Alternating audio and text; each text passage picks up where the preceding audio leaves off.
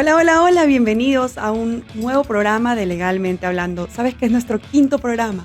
Qué Ya bestia, estamos pasa el en el tiempo quinto volando. programa, estamos felices. Bienvenidos, yo soy la abogada María Fernanda Rosero. Yo soy Melissa Ramírez y hoy les tenemos un tema que ha estado rondando en estos días.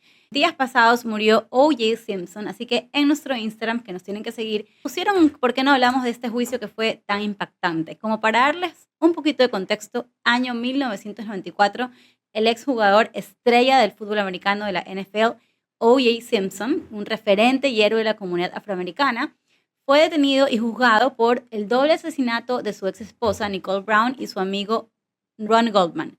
Un juicio súper mediático, se lo llamó el primer reality TV de Estados Unidos, el juicio del siglo, que duró sus 11 meses. Y como inicia el tema, te voy a dar el contexto tipo de hechos antes de entrar al contexto del juicio. O.J. Simpson estuvo casada alguna vez con Nicole Brown. Un vecino de la comunidad de Brentwood escucha los ladridos de un perrito que lo lleva a descubrir estos cuerpos. Este vecino llama a la policía y cuando van a notificarle, se dieron cuenta que era la ex esposa del jugador, llegan a la casa y supuestamente ahí la policía encuentra pruebas y se da cuenta que pasan de un escenario de notificación a una supuesta escena de crimen. Bueno, digo supuesta, pero en realidad vamos a revelar después todos los detalles del juicio. Empiezan a buscarlo, O.J. contrata un abogado y consigue que le den un espacio de horas para entregarse y en ese tiempo huye. Se da una persecución en el Ford Bronco blanco tan famoso y luego de una persecución extensa y larga que culmina en la casa de su madre, lo detienen. Ahora, Maffer, detalles y contexto del juicio Bueno, antes de entrar a toda la este parte legal. juicio, Mary, fue un juicio seguido por todo el público. Fue, como tú bien lo dices, antes de que existan los realities, este fue el primer juicio televisado seguido por no solamente Estados Unidos, fue una persecución que la siguió todo el público, todo el mundo. Todo el mundo estaba obsesionado por saber qué estaba pasando. ¿Debido a qué? A la fama que tenía O.J. Simpson. Era un jugador de fútbol americano muy reconocido y aparte era celebridad, había aparecido previamente en algún episodio como actor o algún corto. Entonces era una persona sumamente reconocida. ¿Qué es lo que pasa? Que O.J. Simpson, cuando se ve metido en un problema como este, acude a su mejor amigo. En ese momento, el mejor amigo era Robert Kardashian, el papá de las famosas Kardashians. En ese momento, Robert Kardashian no tenía ni siquiera su licencia de abogado, porque no ejercía hace muchos años. Y él renueva su licencia de abogado solamente para ayudarlo y defenderlo en ese proceso. ¿Qué es lo que hace O.J. Simpson? Le pide que le conforme un equipo denominado The Dream, una especie de un Real Madrid versión abogados. Estos abogados fueron los más destacados de Estados Unidos, encabezados por Johnny Cochran, Robert Shapiro, Lee Bailey, Robert Kardashian, Barry Scheck, entre otros. Un equipo creo que de X número de abogados y se supone que ha pagado la suma de $10 millones por la defensa. Entonces, yo creo que con esto vamos a empezar a analizar cómo ejerce la defensa este tremendo equipo de Dream. Quiero escucharte la postura de la fiscalía, qué es lo que alega la fiscalía, qué alega la defensa.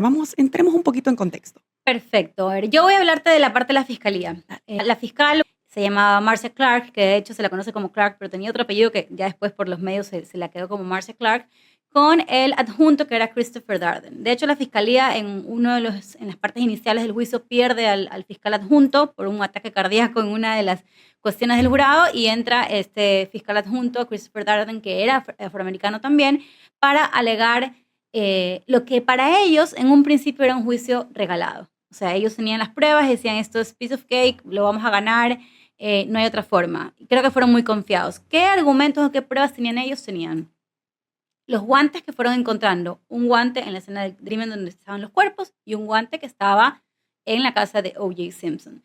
Tenían pruebas de ADN, es decir, extractos de ADN, pero en esa época el ADN era algo muy nuevo para todos, pero hoy por hoy tú dices, no hay problema con el ADN, ¿no? Pero en esa época era algo nuevo, pero había el ADN de O.J. Simpson en todas la escena del crimen, es decir, donde asesinaron a esta mujer. Pero también tienen sus errores, aparte de confiarse. Esas eran sus pruebas principales y ellos sí se basaban en cuando van todo el equipo de policías que van a la casa de O.J. Simpson, hay una persona súper importante que se llama Mark Foreman, que era como el policía que descubre todas estas pruebas, ¿no? ¿Cuáles fueron sus errores? Me parece que uno de ellos, o más importante, es que nunca logran comprender qué significaba O.J. para la comunidad afroamericana y por ende tiene errores al conformar el jurado. Ella pensaba que las mujeres afroamericanas iban a estar de parte de ella porque se había casado OJ con una persona blanca y eso no les gustaba, etc. Entonces nunca logró la fiscalía comprender el extracto y creo que el jurado tuvo sus mayores errores. En cambio, ya vas a ver en tu parte, en el Dream Team, cómo se lucen con esa composición. El segundo error, llevaron el caso en Los Ángeles en vez de en Santa Mónica. En Santa Mónica, primordialmente, la gente inscrita para jurado era gente adulta, mayor, blanca, y en Los Ángeles, por la cantidad igual de personas que viven, les tocó un jurado bastante de composición afroamericana. El error más importante lo puedo nombrar en llevar al juicio a Mark Fuhrman. Mark Fuhrman era un racista, confeso, Mark Fuhrman era el policía. El policía. Era el policía. De hecho, tú puedes ver que hay una duda entre presentarlo y es la fiscal, la Marcia, la que decide llevarlo. Es decir, el otro fiscal le decía, no lo presentemos, este hombre es un racista, no lo presentemos, tengo esta sensación o este hint de que no es un buen testigo. Ella lo manda. Otro error que lo vamos a ver después, que es súper clásico de cuando tú dices este juicio, es el tema de los guantes. Lleva un momento en que la fiscalía cae en la trampa de la defensa de hacer que él se pruebe los guantes.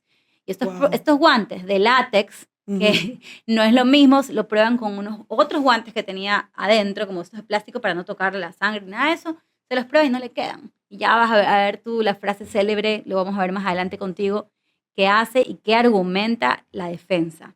Otro error me parece que la fiscalía nunca presenta todo las cintas de cuando lo detienen a OJ, y OJ tenía unas heridas en sus manos. Eso nunca aparece en el juicio.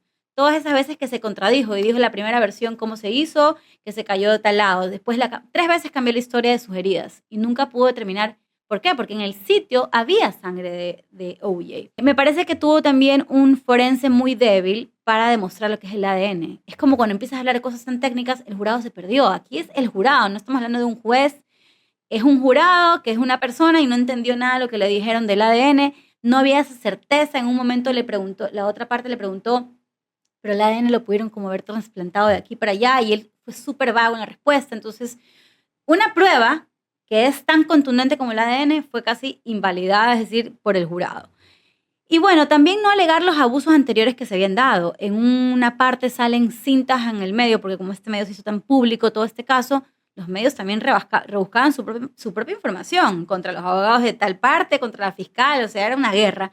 Y en una de esas partes salen unos videos o unas llamadas a 911 que había hecho Nicole Brown diciéndole, me está viniendo a atacar, nunca lo sacan. Entonces, no, creo que ese exceso de confianza que ellos ya se dieron cuenta que no estaba funcionando fue parte de los errores. No le voy a quitar todo el éxito que tuvo el Dream Team, que ya lo vas a mencionar tú, pero sí hay errores súper garrafales en este juicio por parte de la fiscalía, y la fiscal hasta hoy en día dice, yo ese juicio igual lo perdía, porque fueron por qué estrategia, Mafre. Cuéntanos tú la estrategia, argumentos, todo del Dream Team. No sé si tú escuchaste cómo supuestamente sucedió el crimen, el doble asesinato. Supuestamente Brown se encontraba en su casa acostando a sus 2 hijos. Ella tenía 2 hijos del matrimonio que tuvo con O.J. Simpson. Estaba acostándolos a dormir cuando ella escuchó un sonido en la puerta. Se acerca a la puerta y era O.J. Simpson, como supuestamente la asesina, con un cuchillo. Le clava el cuchillo varias veces y la sangre de su cuello sale disparada por todos lados. En ese momento aparece también el novio, la verdad es que se decía el amigo. El amigo, Ronald Goldman, pero nunca se comprobó si eran novios o no. Pero bueno, ¿qué es lo que parece? Un crimen pasional. Es decir, en un ataque de celos, O.J. Simpson ataca a Brown y le clava el cuchillo varias veces y, como te digo, sale esta escena tremenda de sangre, que es de la cual se pudo haber aprovechado la fiscalía con tanta evidencia que arrojó esa escena. Pero no fue así. ¿Por qué? Justamente como tú lo dices, al parecer la fiscalía se sobra. Pensó tener armado una buena estrategia. De hecho, cuando inicia el proceso, la fiscalía empieza el juicio, como tú dices, con llamadas al 911 de Brown denunciando violencia doméstica. En muchos años ella había sufrido violencia doméstica de parte de O.J. Simpson, que fue la estrategia con la que intentó lanzarse con fuerza a la fiscalía. Pero ¿qué es lo que pasó? Se encontró con The Dream, con este equipo de abogados que tornaron este proceso. Primero hicieron una fusión de derecho con estrategias de marketing, que en ese momento en el que sucedió este proceso, que duró, como tú lo dices, 11 meses, en el 95 que arrancó el proceso, nunca se había visto. Tú habías visto lo común, que es una defensa que alega a la inocencia, pero no con este enfoque. Entonces, hacen un giro al proceso y enfocan primero, sí es verdad, tanto O.J. Simpson como Nicole Brown tenían problemas domésticos. Esa fue de hecho la razón por la que se divorcian y él asume, él dice, sí, hemos tenido problemas de abuso doméstico en repetidas circunstancias. Nicole ha denunciado. Con eso le dice al jurado, ¿sabes qué? Sí soy de aquí, sí estoy culpable, pero le dice, esto se trata de un tema racial y le dan la vuelta a el enfoque, como tú bien lo dices. Lamentablemente el policía que llevaba a cargo la investigación había tenido un antecedente de racismo, había tenido antecedentes de violencia racial con afroamericanos y, aunque no lo creas, en uno de estos momentos para que tú veas cómo es la vida, a alguien se le ocurre, a una productora, de hecho, una mujer, se le ocurre años previos a este proceso hacer un enfoque de este policía, hace una investigación de él y lo graba como una entrevista y en esa entrevista él dice más de 10 veces el término racial, que obviamente no lo podemos decir acá, pero que es distintivo. Entonces, ¿qué es lo que pasa? Que en el proceso, como se enfocan en el tema del racismo, lo llaman a declarar al policía y dicen, dime una cosa, ¿tú en algún momento has utilizado algún insulto racial en los últimos años? Y él dice, no, yo nunca en mi vida he dicho un insulto racial o me he expresado negativamente sobre los afroamericanos. Y le saca al relucir esta cinta. Entonces empiezan a anular las evidencias que eran tan obvias, creando ¿qué? La duda razonable. Exacto. Esa incertidumbre de decirte, ¿sabes qué? Tienes que probarme que yo en efecto cometí ese crimen, pero ¿cómo hago para probarlo? Si tienes todas las pruebas en contra, te voy a desacreditar. Y sabes que quiero agregarte ahí que en el contexto también en que estamos hablando de que era un jurado mayoritariamente afroamericano y lo que se vivía en esa época en Estados Unidos, que era una persecución racial por parte de la ciudad de Los Ángeles y habían unos casos que se habían dado, una sublevación también. O sea, era un tema súper delicado que venga este hombre con estas cintas en las que él, de hecho, no se presenta en la totalidad de las cintas. No se Solo presenta todo, al jurado, no era es decir, a la necesario. gente sí, porque fueron públicos, pero el jurado, recuerden que en Estados Unidos el jurado se absorbe en un hotel, no pueden ver televisión. No podían, claro que hay las visitas conyugales, entonces de repente le podías lanzar algo de información, pero ellos no solamente escucharon las dos frases, no escuchan que este hombre hablaba de cómo falsificaba y forjaba pruebas. O sea, toda esa parte, o sea, era un pésimo testigo. Es que él fue la razón por la que se le tumba el proceso, entre otros errores, pero la razón más obvia es este policía. Se le cae todo el proceso porque primero desacreditan en cuanto a todo su testimonio. Tú no eres una persona racista, ya con ese punto ya estás desacreditado. Pero aparte, la defensa dice, tú has manipulado las pruebas, le dice al policía. Entonces, como ya tiene ese descrédito racial, y es mucho más fácil para la defensa, cuando ya estás caído, seguir dándote palo en el piso. Entonces, ¿qué es lo que hacen? Le dicen, tú manipulaste las pruebas. Tu única misión para recopilar las pruebas es tener una orden para que tú puedas ingresar, en este caso, al domicilio de O.J. Simpson, a que tú puedas verificar si hay alguna prueba o sangre o los guantes, como tú mismo los dices. Pero ¿qué hizo este policía? Saltó todo el proceso y en esas horas en las que había sucedido este asesinato, él va a la casa de O.J. Simpson, se cruza la reja y empieza él mismo por sí solo con su equipo a recabar. Un procedimiento policial pésimo. Un pésimo procedimiento. O sea, que en Estados Unidos, en que se respetan tanto las garantías, haya esta forma de buscar las pruebas tan ilegales, ¿no? Claro. Entonces, ¿qué es lo que le dijo la defensa? Bueno, pues tú ni siquiera has cumplido con el procedimiento requerido para sacar las evidencias, que tenías que tener una orden para poder ingresar al domicilio. Entonces, si yo ya te veo con esa mala intención, tú has manipulado las pruebas. Tú le pusiste sangre al guante, tú le pusiste sangre a la camioneta Bronco. Tú moviste la ADN. Tú moviste todo esto porque como tú eres racista, tú quieres hacerle daño a O.J. Simpson. Que es un héroe. Otro punto súper importante, Robert Kardashian, que si bien él no fue quien realizó la intervención, quien fue el abogado interpelante dentro del proceso, era parte del equipo.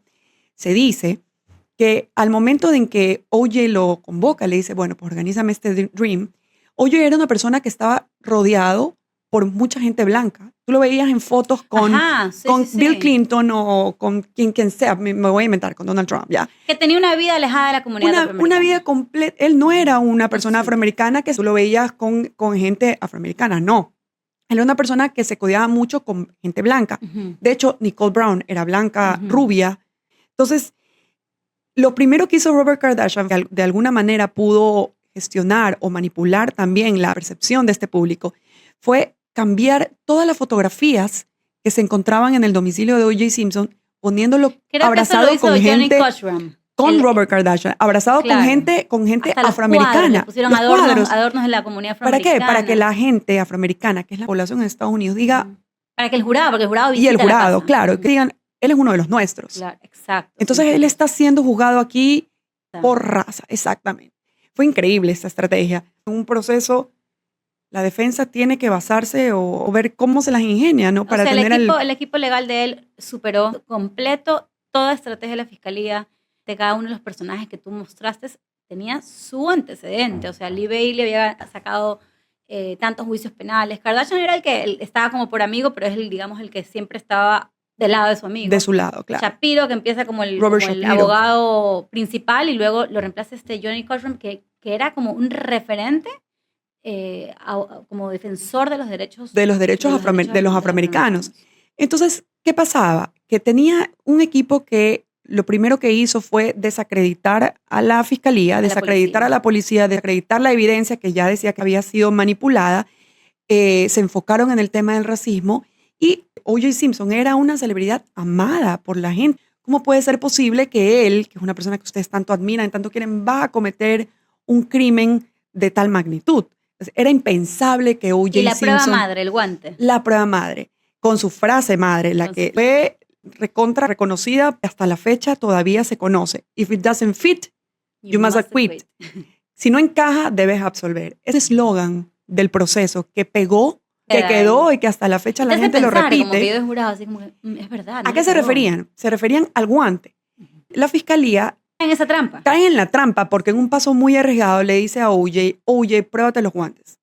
Vamos a decir que estos guantes tenían, si duró 11 meses el proceso, tenían 200 y pico días guardados en un congelador y que según científicos dicen que eso causó que estos guantes se encojan.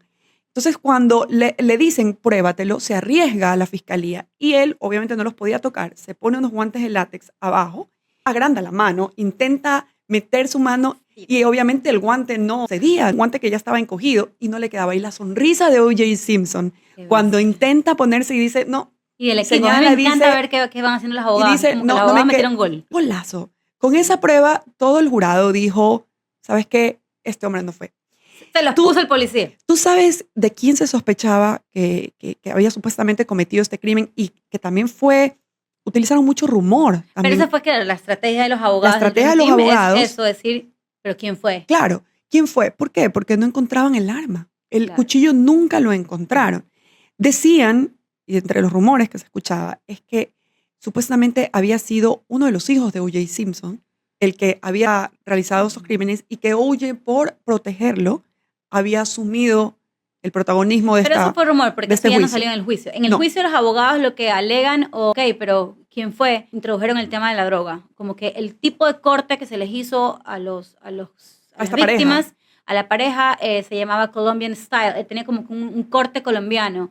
Y pues obviamente las dos personas tenían algo de relación o vínculos con gente de la mafia, drogas. Nicole Brown tenía fotos con capos de la mafia. Wow. El otro tenía antecedentes de haber sido socio de un negocio. Entonces, medio que ahí metieron el tema, porque no les importaba igual tampoco demostrar eso ahí. Lo que querían crear es lo que tú dices, la duda razonable. Como, claro. Lo pudo haber hecho alguien más.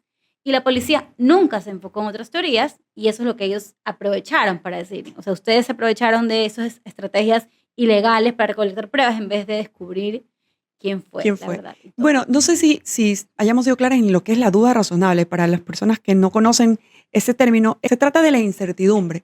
Tú no me puedes probar que yo cometí ese crimen y te creo esa incertidumbre de que pudo haber sido alguien más y no fui yo.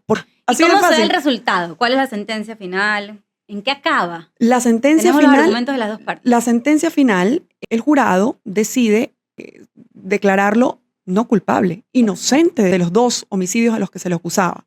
Pero bueno, luego creo que es muy conocido, pero para los que no lo saben, que él gana el juicio penal. Lo Es decir, gana, lo declara claro. inocente, pero luego pierde el juicio civil. Entonces, voy a explicar Cuéntanos poco un poquito las de dos eso. diferencias, exacto.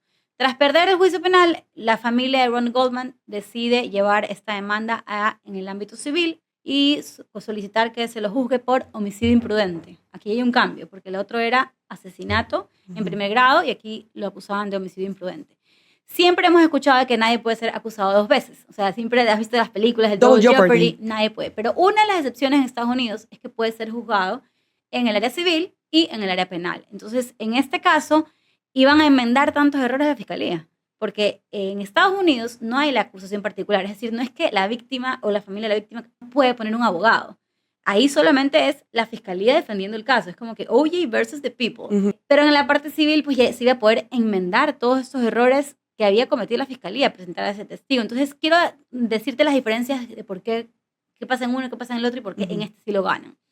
Entre los principales, el juicio se lleva a cabo en Santa Mónica, con un jurado 100% de personas blancas.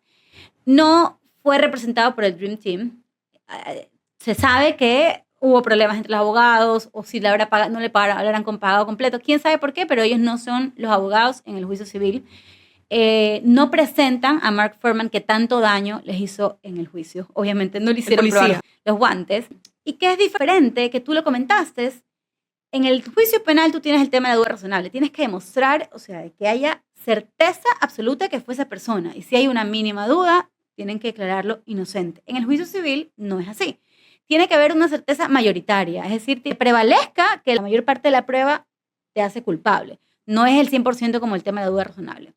Y en juicio civil, ya lo comenté, se fueron por homicidio imprudente, negligente, en donde solo debes probar que hubo una conducta ilícita. En cambio, en el juicio penal estaban por asesinato de primer grado, que tenías que demostrar que hubo premeditación, es decir, que hubo como este dolo, esta hazaña, esta planificación. Entonces, sí era como más suave. Y este juicio lo pierde y declaran que tiene que resarcir a las familias por $33 millones. Y después vemos que después no lo pagó, no tenía la plata, etcétera, pero lo hace responsable. Entonces, a la larga te hace rever todo este juicio y decir, ok, el tipo sí era culpable, pero ¿quién gana el juicio? Los mejores abogados. Bueno, fue el del 94 de asesinato, estamos en 2024. Y aún hasta la fecha, este es un caso que sigue siendo estudiado en las universidades. Claro. Un mix de marketing, un mix en el peso de la duda razonable. Todo, hasta el cierre final, tú tienes que convencer de esta narrativa, de este storytelling al jurado, porque no es como en Ecuador que tenemos un juez o un tribunal. Allá tenemos personas normales, comunes y corrientes que se van a creer tu historia y también tiene que ser, de cierta manera, suena feo decirlo, pero entretenido. O sea, tienes que creértelo. Claro, estamos hablando de 11 meses que tú tienes que estar pendiente todos los días de un proceso aislado. Ya no quieres saber este proceso y te empiezan a hablar de tecnicismo. Tú obviamente te vas a ir a otro lado. En estas entrevistas que salen a la luz, vi una de CNN de un jurado. Él dice, hasta la fecha, si me vuelven a poner de jurado, yo voy a votar que él es inocente, porque simplemente la fiscalía no pudo probar que él lo cometió. Es así de sencillo. Imagínate en esa reflexión. Abogados penalistas, imagino. Yo no soy penalista, igual me quedo absorta. Abogados de OJ tienen la mejor herramienta, pero a la vez como que dices... Echaron contra toda la evidencia, contra toda la culpa y le dieron la vuelta a eso. Al menos en el juicio civil es el juicio en el que se lo hace responsable, porque igual él estuvo libre. Bueno, después acaba también preso por otros problemas. Él en el 2007, si mal no recuerdo, estuvo 9 años tras las rejas por un delito en Las Vegas, creo que por un robo. Sí, ajá, irónicamente, bueno, siempre estuvo envuelto en... tampoco, pero bueno, así es la ley, así son los juicios. Pero imagínate la fama, porque luego de esto todo el mundo quería que tú seas los abogados. Casi todos vendieron libros, pues. Claro, todos tenían bestsellers. Y hasta hicieron los Kardashian. Claro. A mí me encanta igual la parte personal entre que Robert Kardashian era amigo de la familia. Mi esposa era amiga de Nicole. Estuvo casado con la mamá de las Kardashians, que es Kris Jenner. Y ella era la mejor amiga de Nicole y él el mejor amigo de O.J. Simpson. Y ella le pedía que renuncie el caso. Es mi amiga, no lo defiendas. Yo fui testigo de tantos abusos domésticos. Y él le decía, no, yo tengo que defender a mi amigo. Entonces, él ya se incomodó. Qué bestia, qué caso. Pero bueno, un caso increíble. Estamos volviendo a hablar justamente porque él falleció hace unas semanas por un cáncer de próstata. La gente nos decía, hablen de este caso, qué opinan, veamos las dos partes. Así que esperamos que este resumen les haya servido para dar cualquier duda que les haya quedado o a lo mejor no sabían esta parte o este detalle, porque siempre hay nuevas versiones o una opinión distinta. Pero bueno, esto ha sido todo por hoy. No se olviden de suscribirse, de darnos opiniones de qué quisieran que hablemos en el próximo programa. Muchas gracias por vernos. Chao.